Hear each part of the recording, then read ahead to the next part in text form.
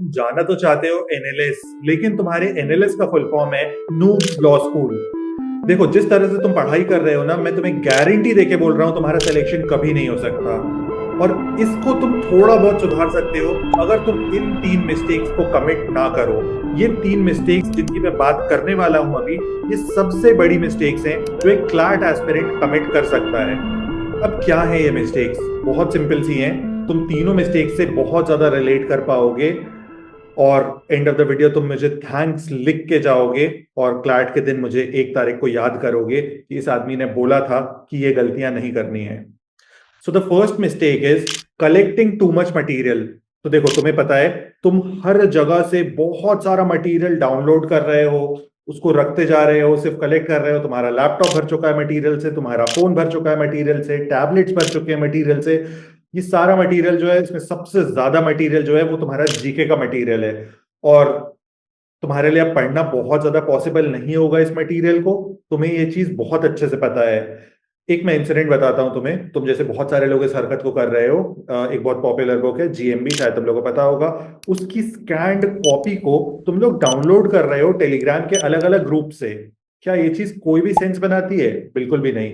क्या ये चीज यूजफुल है करना? बिल्कुल भी नहीं। क्या तुम उस सॉफ्ट कॉपी से, जो कि स्कैन्ड कॉपी है, उससे पढ़ पाओगे? बिल्कुल भी नहीं। जब ये चीज तुम्हारे लिए वर्क नहीं करने वाली है तो भाई क्यों कर रहे हो? क्या फायदा है कि इतना सारा मटेरियल कलेक्ट कर लो और पढ़ भी ना पाओ? तो देखो, इसको ठीक कैसे करेंगे। कुछ कंसाइज मटेरियल अपने पास रखो। डिसाइड कर लो मैं सिर्फ इसी मटेरियल से पढ़ूंगा।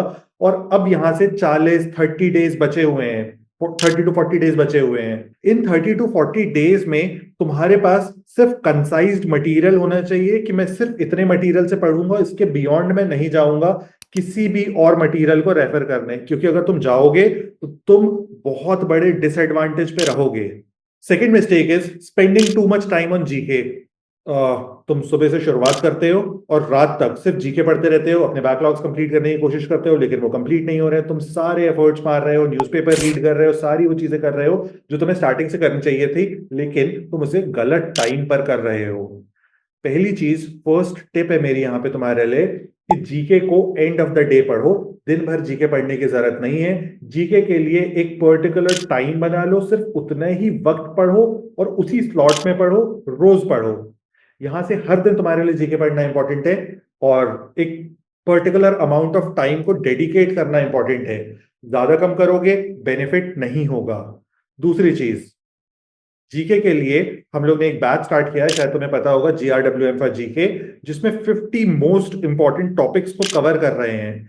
इन 50 टॉपिक्स को अगर तुम पढ़ लेते हो, मैं तुम्हें अश्योर कर सकता हूं कि तुम्हारे एक रीजनेबल से बहुत हायर मार्क्स आ जाएंगे। बेनिफिट क्या होगा? कंसाइज्ड मैनर में तुम एटलीस्ट 50 टॉपिक्स बहुत इजीली कवर कर लोगे। तुम्हें सारे के सारे टॉपिक्स के इस तरह के माइंड मैप्स मिल जाएंगे। ये माइंड मैप्स जो है तुम्हें रिवाइज करने में बहुत ज्यादा हेल्प करेंगे। तुम इन्हें प्रिंट कर सकते हो। प्रिंट करके अगर तुम इस पे बेसिक मार्किंग कर लोगे तो तुम्हें लास्ट डे तक एग्जाम सेंटर में बैठ के भी याद रहेगा कि हम क्या पढ़े थे, कैसे पढ़े थे, क्या फैक्ट्स, फिगर्स, डेटा, नेम्स हैं। सारी चीजें याद रहेंगी बहुत ही इजीली। थर्ड चीज, जीके के बहुत ज्यादा क्वेश्चंस को ट्राई करो प्रैक्टिस करने का। प्रैक्टिस जो है जीके में बहुत ज्यादा वर्क करती है। बहुत कम लोग रेकमेंड करते हैं, लेकिन बहुत ज्यादा इफेक्टिव होती है जब आप प्रैक्टिस कर लेते हो जीके के क्वेश्चंस। उसके बेनिफिट क्या होते हैं कि आप अलग अलग तरीके से सेम टॉपिक को आंसर करना सीख जाते हो।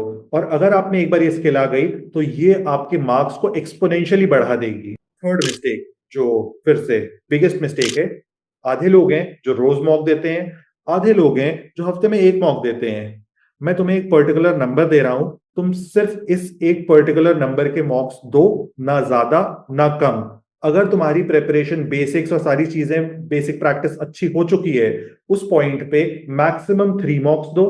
अगर तुम्हारी प्रिपरेशन थोड़ी सी मीडियोकर लेवल की है, इस पॉइंट पे 2 मॉक्स दो पर वीक। ना ज्यादा ना कम। एक मॉक देना गलत होगा, 4 मॉक देना गलत होगा। डिसाइड कर लो, 2 मॉक की कैटेगरी में हो या 3 मॉक की कैटेगरी में हो। अपनी कैटेगरी के हिसाब से मॉक्स दो, उसको बहुत अच्छे से एनालाइज करो। एनालाइज करते कैसे हैं शॉर्ट में बता रहा हूं, नेक्स्ट वीडियो में बहुत लेंथ पे बता दूंगा एनालाइज कैसे करते हैं। हम लोग साथ में एक बार कर भी लेंगे एनालाइज। एनालाइज करने का तरीका होता है, तुम क्वेश्चन रीड करो, तुम्हारा आंसर सही है नहीं है, तुम सामने वाले की रीजनिंग देखो, उस रीजनिंग को समझने की कोशिश करो, और ये वहां पे समझ लो कि क्यों इस लॉजिक को यूज किया गया था। अगर तुम्हें एक बार समझ आ गया लॉजिक यूज क्यों हुआ था, तुम्हारे लिए हमेशा के लिए आसान हो जाएगा हर क्वेश्चन को आंसर करना जो उस टाइप का होगा।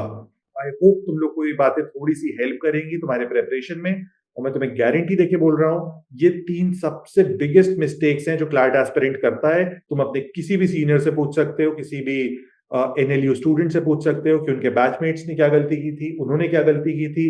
बच्चों ने ड्रॉप लेके जब उनका सेकंड टाइम सिलेक्शन हुआ तो उनसे पूछ सकते हो कि क्या गलतियां कमिट की थी उन्होंने। मैं तुम्हें गारंटी देके बोल रहा हूं यही 3 मिस्टेक्स बोलेंगे। 1, collecting material, second GK, third मॉक्स। Thank you.